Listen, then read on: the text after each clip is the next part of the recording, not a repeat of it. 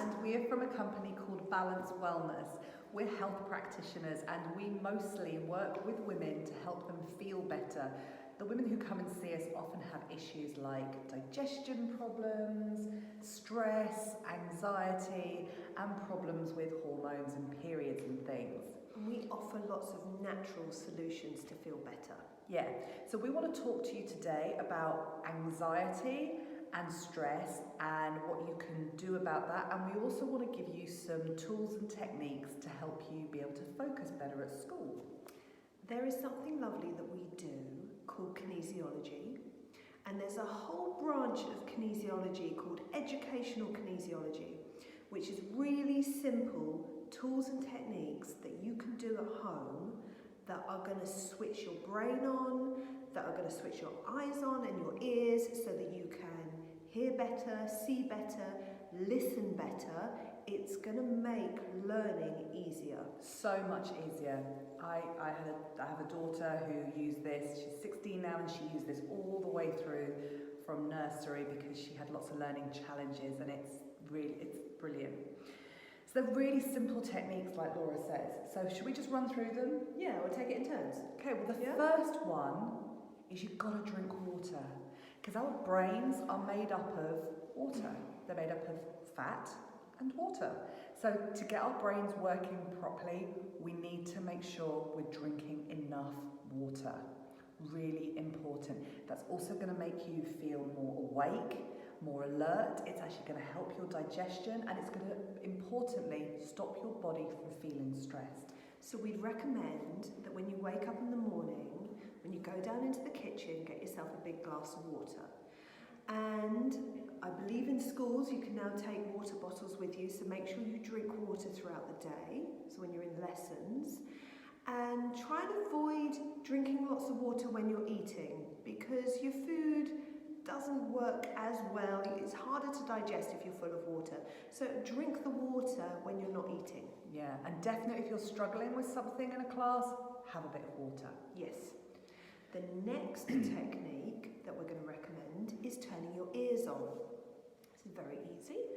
What you do, and you can do this first thing in the morning before you go to school, is you want to get your earlobe and you want to yank it down, and you want to give it a good yank. Yeah. And then the middle of your ear, you want to pull out.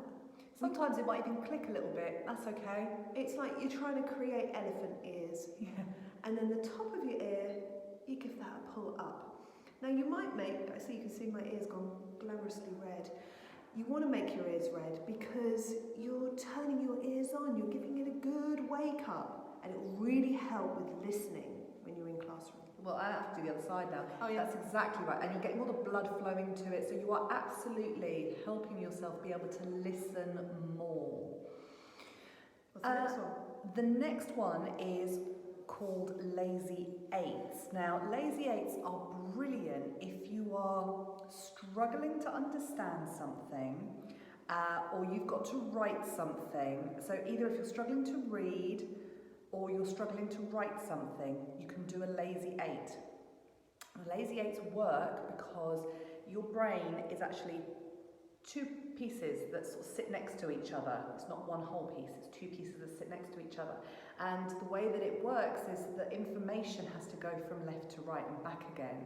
But there's like a big gap in the middle.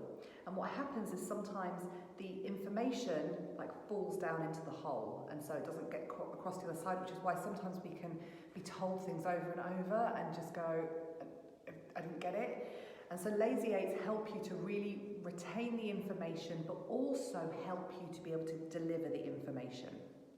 Really easy. What I want you to do is on your notebook, provided it's not one you have to hand in, you're not going to get told off, on a bit of paper, is I want you to, you can do it in the air even, is I want you to draw an 8 on its side. An 8 on its side.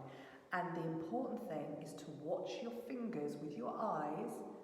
And the second important thing is to make sure you go up in the middle, up in the middle, up in the middle, up in the middle. And what you're doing is you're actually helping those signals go from one side of the brain to the other. Super easy, super clever. Another quick technique that you can do to turn your eyes on is rubbing some special acupuncture points, which are just, if you find your collarbone, it's just 2 little points under there, and you want to give them a rub, and you hold on to your belly button.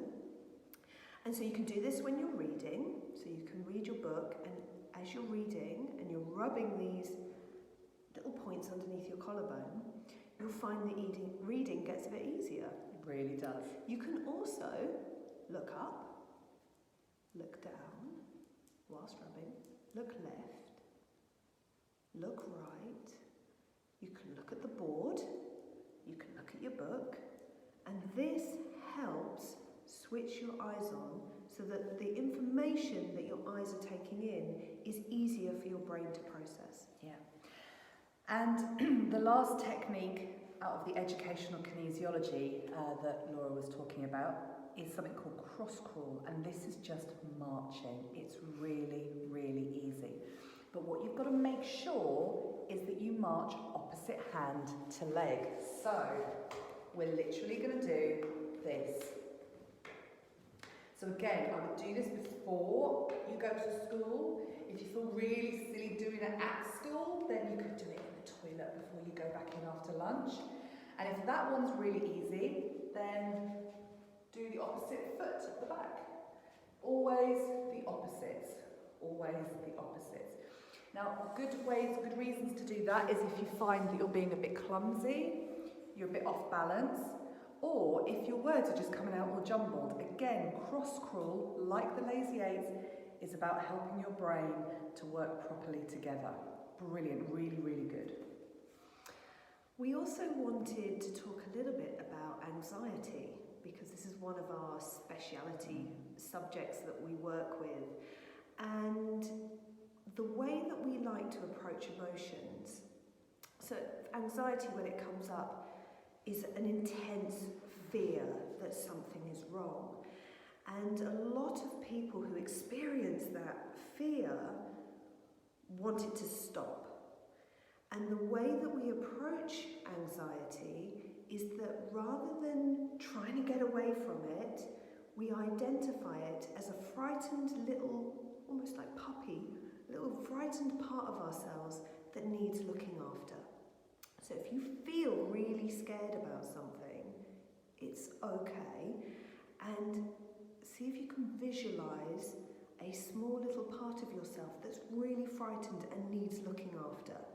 So imagine just giving yourself a big hug when you're feeling that way. It can also really help to talk about fear, to speak to someone that you love or a teacher, and to say, admit, I feel really scared about this. That's really brave to do. Really brave. But the thing is, when we start talking about the things we're anxious about, we then usually find out they're not as scary as we thought. Yeah. That's the thing. And anxiety gets bigger and bigger and bigger the more we think about it, but don't talk about it. We try and avoid it, it gets bigger. Yeah, exactly. The other thing with anxiety is it's also really helped by making sure we eat the right foods. So I'm pretty sure that you're getting a lot of messages around this, but making sure you're eating your vegetables, making sure that you're eating good quality meats and fish, and trying all the foods that you can, and not just snacking on crisps and sweets, because we see in our clinic with a lot of adults that they have horrible anxiety that they've been put on medication for, but they're eating lots and lots of sweet stuff, and it's the sweet stuff that actually can cause a lot of anxiety. So when we feel stressed and anxious, we actually want to grab for something that's a bit of a treat, but that's the time to actually go, no, I'm going to eat something that's healthier for me. So the kind of healthy foods you can choose, you want to be looking at meat, fish, eggs, vegetables, fruit, nuts, olives, if you like olives. Good cheeses. Butter, not too much cheese, but a bit of cheese is all right. Avocados. Yeah, all those things. Yeah. All the good, healthy foods. And the things that you want to be avoiding are Coca-Cola, crisps, sweets. Yeah, any fizzy drinks. Processed foods, that's lots of biscuits and cakes that come in packets. Yeah, if it comes out of a packet and is like a processed food, it's not going to be good for anxiety. So good, old-fashioned, healthy, real foods, that's what we're looking for. Probably the stuff your parents are always trying to get you to eat, really, but they have a point because it is really good for anxiety. Yeah. Yeah. I think that's it. Is that it? It is, yeah. So if you're interested in finding out more, our website is balancedwellness.co.uk. We've got some quizzes on there, so if you're interested, then we've got some fun bits and pieces, and there's other videos with Claire and I talking that your parents might be more interested in, but you can come and check us out.